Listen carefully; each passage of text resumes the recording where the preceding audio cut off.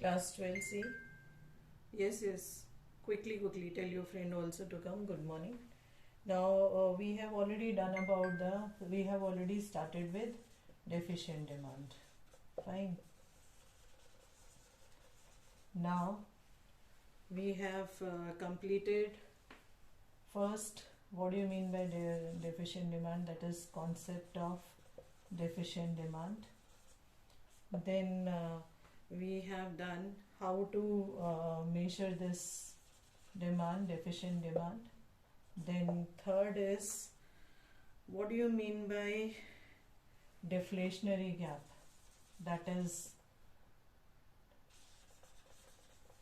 what do you mean by deflationary gap? That is the result, cause and result of AD&AS. So if you remember the causes of we were doing the causes of the deficient demand. If you remember, children, first we have already done when we had a talk about the closed economy, and in closed economy, out of the components of C plus I plus G plus X minus M, we had a talk that this is which economy? This is a closed economy. So when we had a talk with causes, so we have already done, that is, first cause was reduction in private consumption expenditure reduces, that is why the deflationary demand is there. And also private investment expenditure reduces. So one is related to C and I, another is related to I, which we have discussed previously. Now if we talk about the open economy or four sector economy, that is related to G and X minus M, let's talk about that also.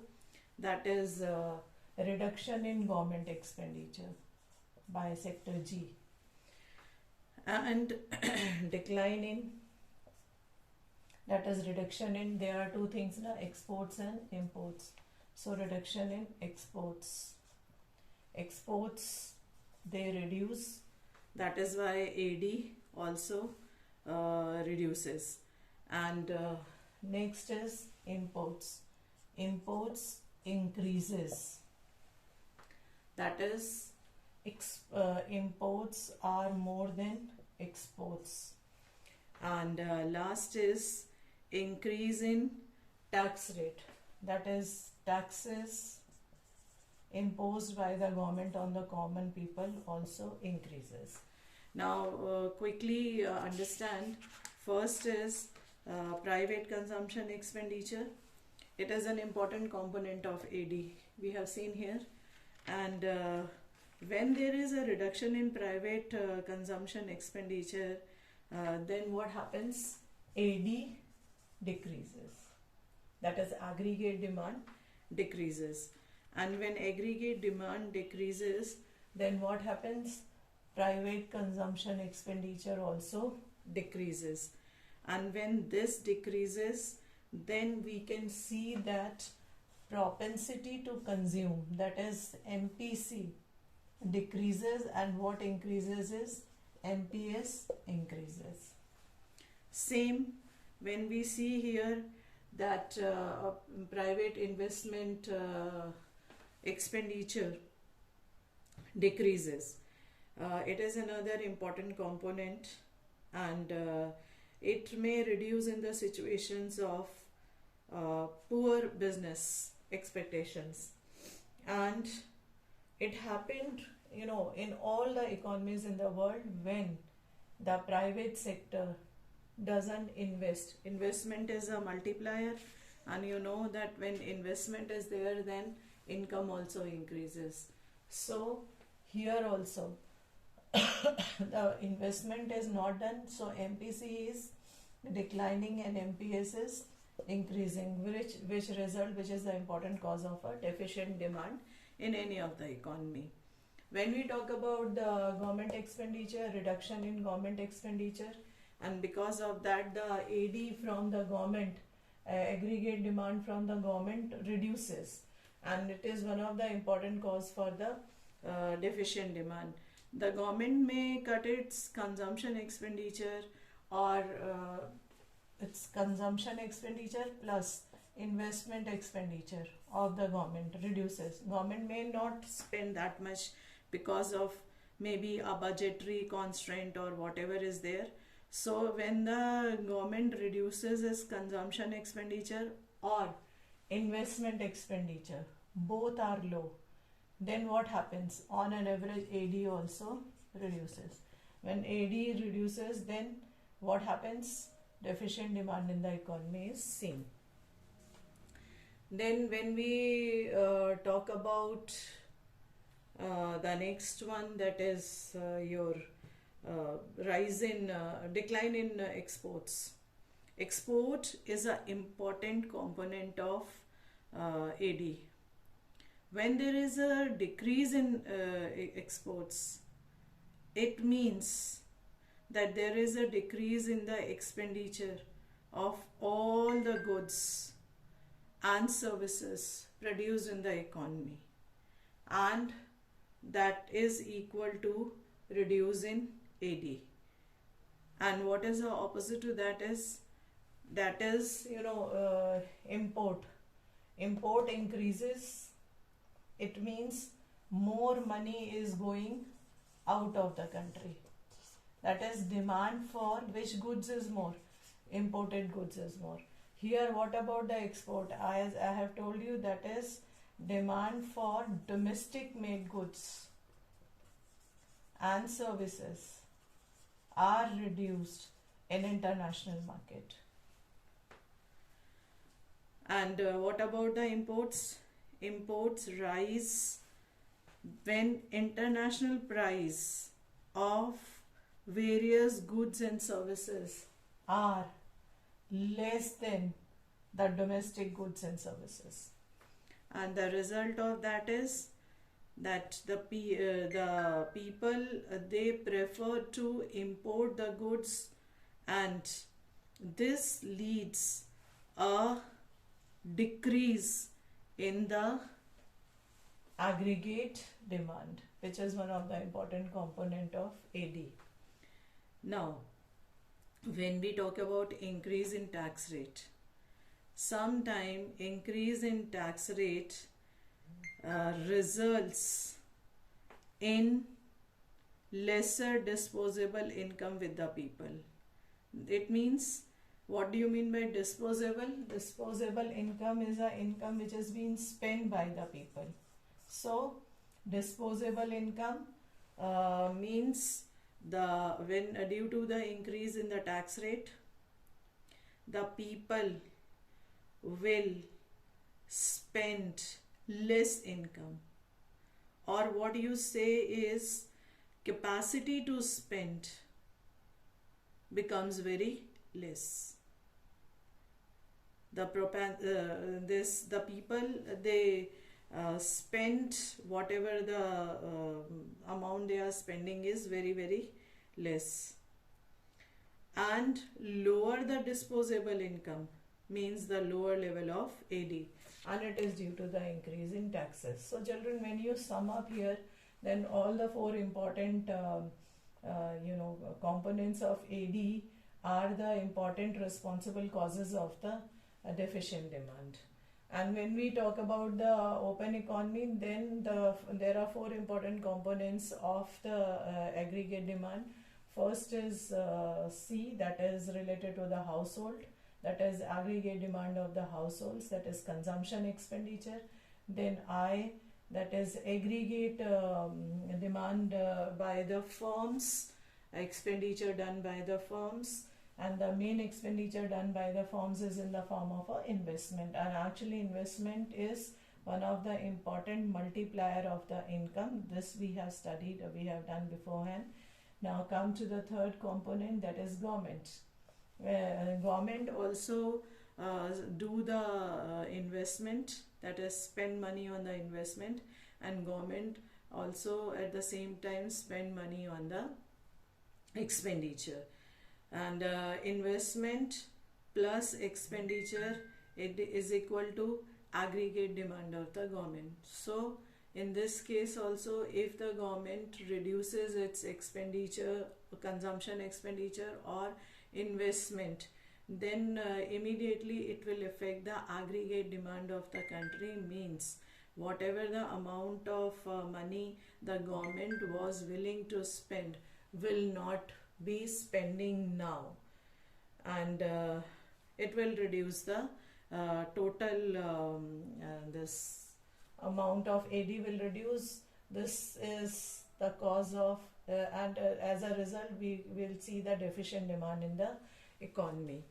Then decline in exports and imports. Children, I have explained you very well that exports and imports are two important tools of the trade, and they help the economy grow internationally.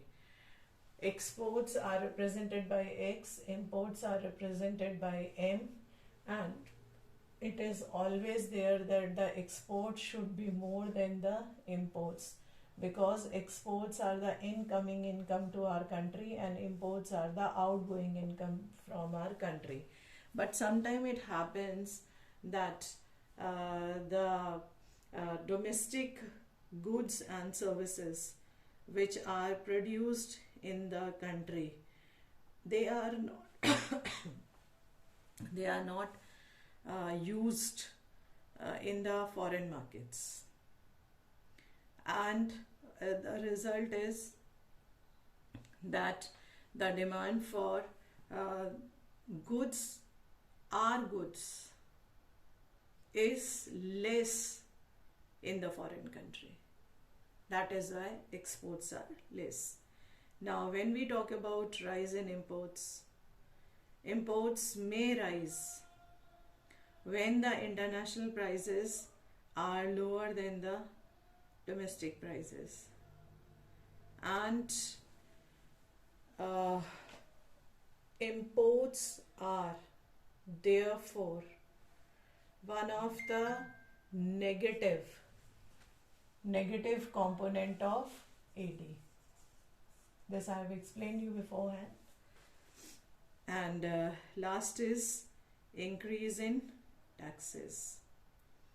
When the taxes of the common people are increased by the government, then whatever the total disposable income of the people are there in the economy, or by the firms in the economy, firms will do less investment, that is disposable income of firms will be less, and disposable income of the people will be also less. It means it result in the lower level of AD, and when it result in the lower level of AD, the immediate effect is the deficient demand.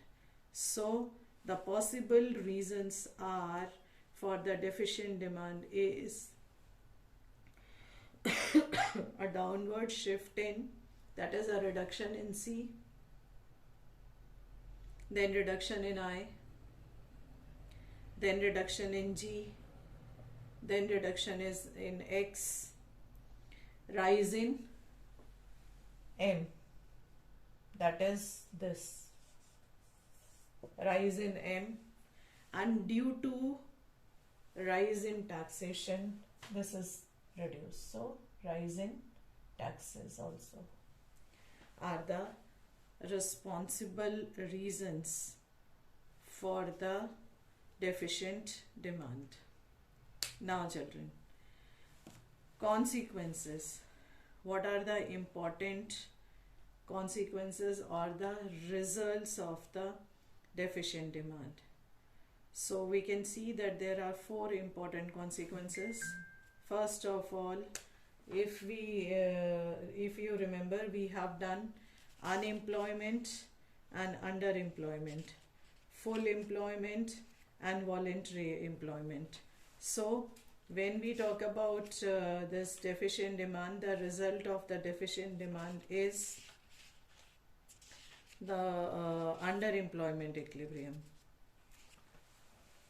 that more than the required number of people are unemployed, that is underemployed equilibrium. Then the most important point is the result of deficient demand. The gap formed in the economy is known as deflationary gap. Then the third important result of the consequence of the deficient demand is undesired stocks. Means the market, when the goods are not sold, then they are stocked in the market. And last is all the profit is gone, loss of profit. So still we have 4 minutes with us. Let me quickly explain you. Underemployment equilibrium. When we talk about the underemployment equilibrium, this is the immediate cause of the deficient demand. What is underemployed equilibrium? That because of the deficiency of AD, producers are not able to fully utilize their resources. So planned output remain less than the potential output. That is, whatever the output is there corresponding to the fuller utilization of resources, they are not fully utilized. So underemployment equilibrium is stuck in the economy. Very simple reason, that is planned output level is less than the potential output level. Now when we talk about the second one, that is the deflationary gap. Deficiency of demand, that is less demand, creates deficient demand, creates a gap which is known as deflationary gap. This deflationary gap pressurizes the economy, and the result of this gap is low investment. Result of low investment is result of low investment is low output, less output. Result of less output is less income. Result of less income is less expenditure. Again, less expenditure is the same, low income in the economy. Low income, low output. Low output is again this investment, low investment. So a cycle is formed due to this deficient demand, and the cycle is formed, a gap comes, a spiral gap comes. It is a kind of trap that is known as deflationary gap. Then when we talk about the undesired stocks, in a situation of low AD, producers are not able to sell all that they plan to sell or wish to sell. So accordingly, what will stock there? That is undesired stocks will be there in the market. As we have seen here, they are willing to sell, so less expenditure, consumption expenditure by the people. The people are not able to buy only. So when the markets are full of stocks of goods and services, at that time the producers, they have to take a step to clear the market. What step do they take? Often they do. They sell the commodities in the lower prices than the required prices. This is one of the step. Another step is there, that is whatever they have planned in a whole year, that this much will be the sale, then this much will be their profit, then this much new goods will come in the market, again will be sold, and again the profit, like this. So this is the result of the same which I have told you here. So what happens here also our economy goes, and it is all these factors, they contribute to the deflationary spiral in the economy, a circle in the economy. And last, when we talk about this, that is loss of profit. When we talk about loss of profit, it's same here. That is, when the goods are not sold, unsold goods are there in the market, then businessmen and all the industrialists and all the factory owners and all, they have to face low demand of the people. This low demand of the people leads to the low income of the this enterprises, and these low income, the producers are not able to clear the stocks, that is undesired stocks. So low income leads to again low demand, and this is again a price crash situation, means a spiral going system in the economy. So these are the causes of the deficient demand and deflationary gap. 12C, time is going to up. We will start with the next one by the time